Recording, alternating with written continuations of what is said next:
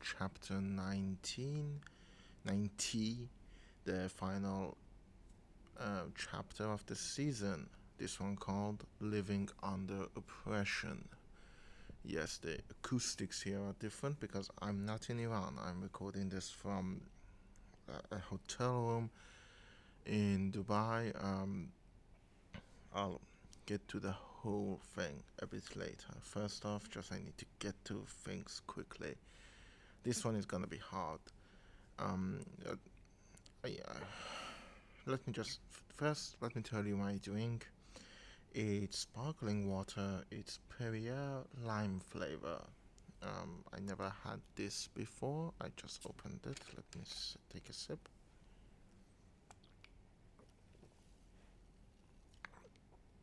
Yep, it really does not taste good.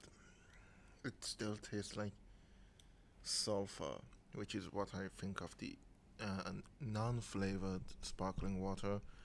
But this one, it feels like sulfur that you sprinkled some lime on. Not good. Who knew I was so used to the sugary drinks? This is gonna be different. Yeah, as I said earlier this week on um, Tuesday, I came to Dubai. I'm recording this at 2:22 a.m. because I couldn't sleep because just these days I can't sleep because of what is happening in Iran.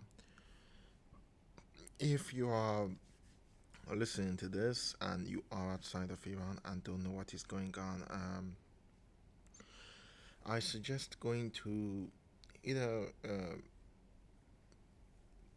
Instagram or Twitter, any social media of your choice, and search for hashtag Mahsa Amini. It's Mahsa Amini.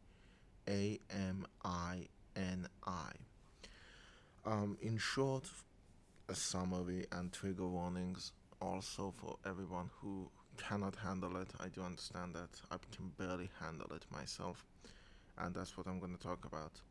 But in late last week, the Iranian government killed a 22-year-old girl because of bad hijab. The morality police hit her to literal death. Since then, there has been protests against the Iranian regime, and as I'm recording this, we're still in the midst of the protests.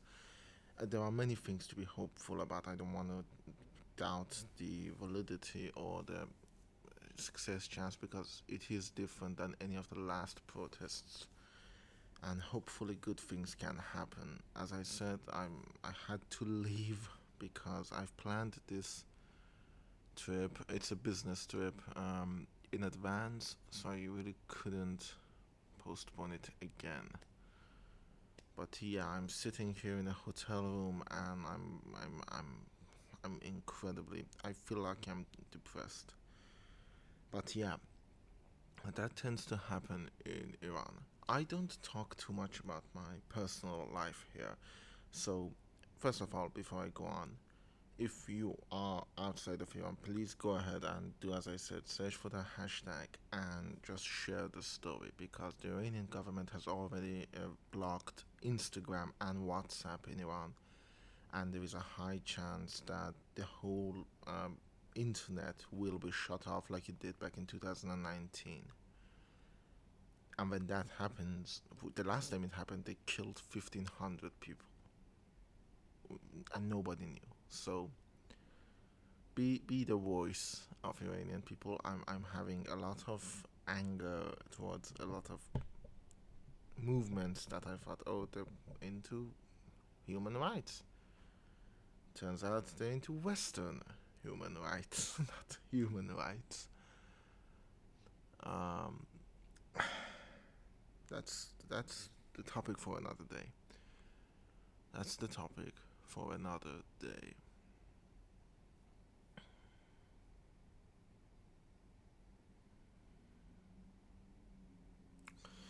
Anyways, sorry, I'm having trouble concentrating.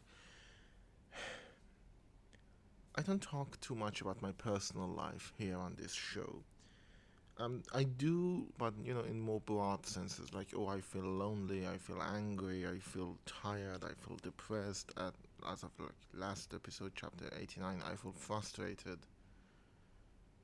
And even in that, I sort of half-heartedly mentioned that there are some things wrong in Iran, but this one is gonna be more personal in that regard. I'm not gonna do the usual spiel of my outro or my plugins, and I will probably not even do that much of an advertising for this one. Or I will, just so I can get the word out. I don't know.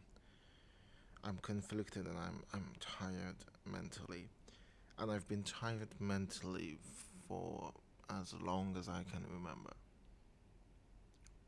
Things are not good in Iran.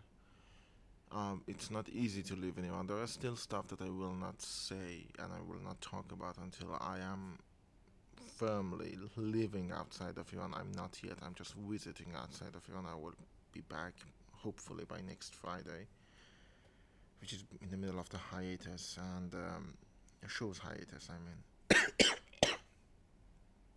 yeah, I still cough. COVID really screwed me up. So, living in Iran is basically a constant dance between trying to live and trying to survive. Those are very different things. On one hand, I am grateful for many of the things that I have in Iran. I have a good friend. I have a great family. I have a bunch of good friends. I just said I have a good friend, and I've been sort of inclined to view art in a certain way because of my Iranian background. I know a lot of more cultural stuff in the area of Middle East than probably most other people know because I'm from Iran.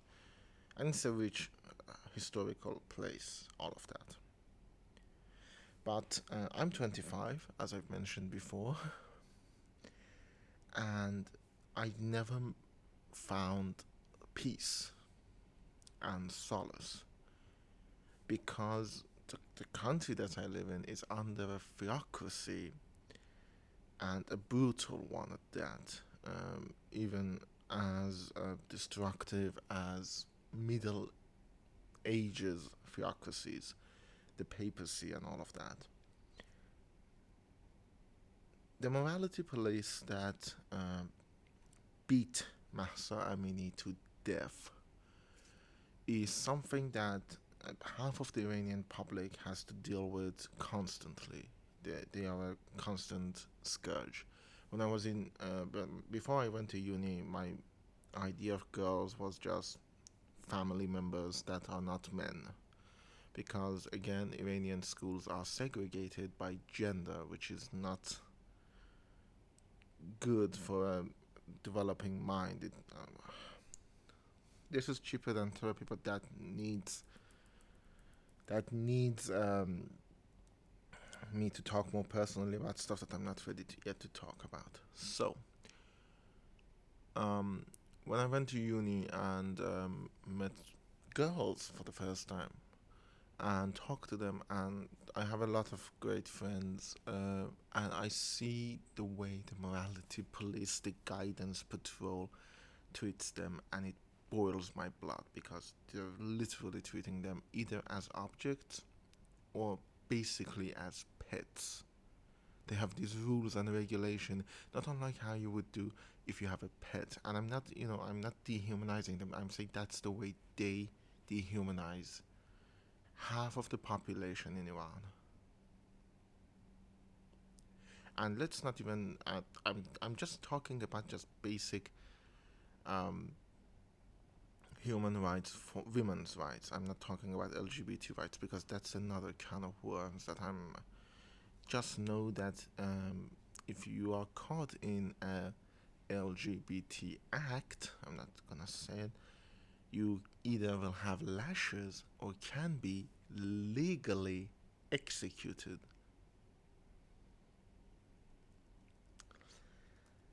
So imagine you wake up in that world every day. Everywhere you go out, you have to be careful. And the guidance police, by the way, just a little bit of a personal anecdote, so you know, the personal beef I might have is that I've been harassed by them because of my long hair. You don't see me. This is a podcast, but I have very long hair. Ever since I went to uni, like 7 years ago, I stopped cutting my hair because I like long hair. And throughout school, you have to cut your hair because it's the law. Because this is how men are supposed to look like. They should have short hair. So when I went to uni and I didn't have that fucking stupid law anymore, I just didn't. I think I cut it once, like 4 years ago, for the New Year, the Persian New Year. I cut it once, and even then I didn't like shorten it. I went it to my shoulder. So yeah, I have very long hair, and because of that, I've been harassed. And I'll get to Iranian culture and the deep impact that the theocracy had on it another time. But this is about the regime. It's not about the people. It's not about the culture. This is about the regime. This is about the laws. This is about the laws that demonizes people, that dehumanizes them, that treats them as objects, that literally kills them. Um, you know, it's kind of funny the way that I watch a lot of YouTube. I've never shy away from that, and I watch a lot of leftist YouTube, BreadTube, if you might. And I watch, for example, a lot of Samo News, and like when they talk about how for black men and women in America, police has like a meaning of fear instead of safety, and I'm here thinking, oh, that's how everyone feels in Iran. Because you know the regime is not there to help you, because you know the government is not there to help you. They're there because it's a theocracy and they want a religious agenda to push, and they want a religious time frame to keep. Sorry, mind frame. I said time frame. Mind frame to keep. So yeah, I'm 25. I don't think I ever had peace. The reason I often talk about frustration, I talk about loneliness. Loneliness is a whole other thing, but the reason I keep saying that I don't think I'm doing enough is because I feel like my brain cannot function more than this. Like I am working like 20% of my capacity because 80% of it is just oppressed, just pressurized into this 20% because I can't do anything because I can't live my life the way I want to live, the way I need to live, the way I want to have fun. So yeah, every time I walk outside of the house, I need to worry because it might be the last time I walk out of the house because I know if I get beaten up by uh, let's do like regular free country crimes. If I get beaten up by thugs, I know the police is not gonna help me because the police is not there to help me. It's there to make sure I have adequate clothing on. Yeah, the adage of all cops are bastards has never been more true than in Iran. All people that have affiliation with government are bastards. The myth of the good morality police, the myth of the kind sergeant is again a myth. And during the past couple of days with the whole thing about Mahsa and the way that she was literally beaten to death, I can't stress that enough. She, according to them, by the way, according to arbitrary rules, had shown her hair in a public place. Again, arbitrary rules. Because there is no interpretation of how much hair you can do that is like legal. So, no, it's arbitrary. Some get to show more because they're connected to the government, some get to show less because they're not. Basically, the way it makes the dicks of the guidance patrol and the morality police hard is the measure of how much hair you're showing. And I'm not even kidding there. One of the reasons the hijab is such a big deal in Iran is because it's supposed to keep guys from being aroused, because otherwise, well, they might go ahead and assault the woman. They frame it as something that's good for the woman. God. I'm sorry. Anyways, the way she was, they saw her, a 22-year-old young woman with her whole life ahead of herself, visiting Tehran, being on a vacation the same way I am right now to Dubai. They took her in a van and beat her to death. Then they tried to cover it up. No, it was a heart attack. She had a heart attack there. Even if it was a heart attack, even if you've scared her to the point of her having a heart attack, even if she had a very weak heart, the same way I do, I have a heart problem, not important, it's still murder. You still caused the death of someone on a completely arbitrary rule. There was a time I wouldn't be mad about this. There was a time I thought, oh, Iranians are mean to me because, again, time for another episode. That's for another episode.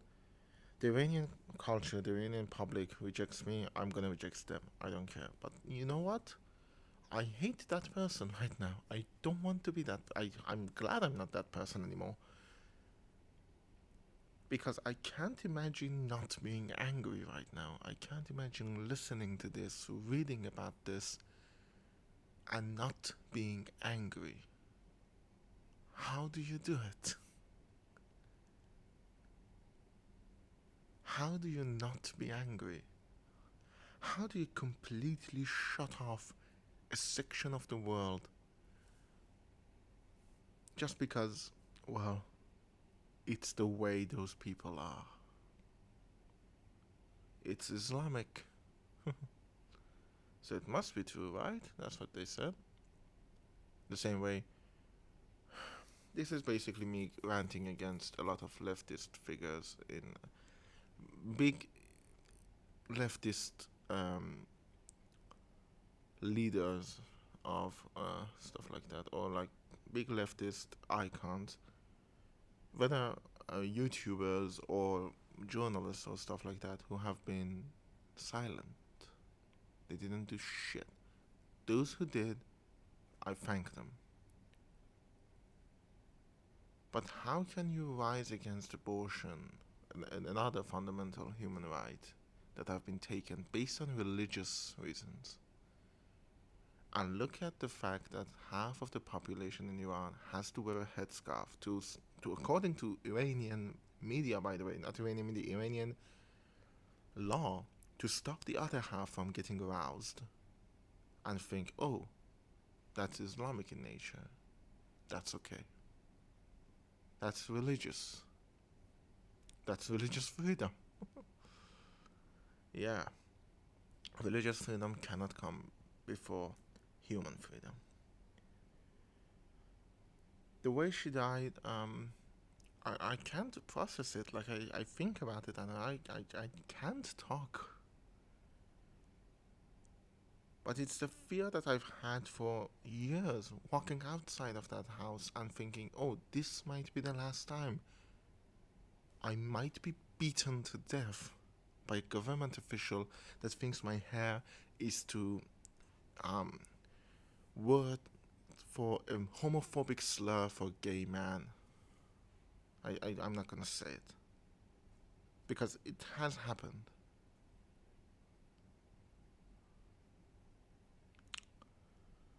This is the last chapter of the season. I'll see you in the next season. Hopefully.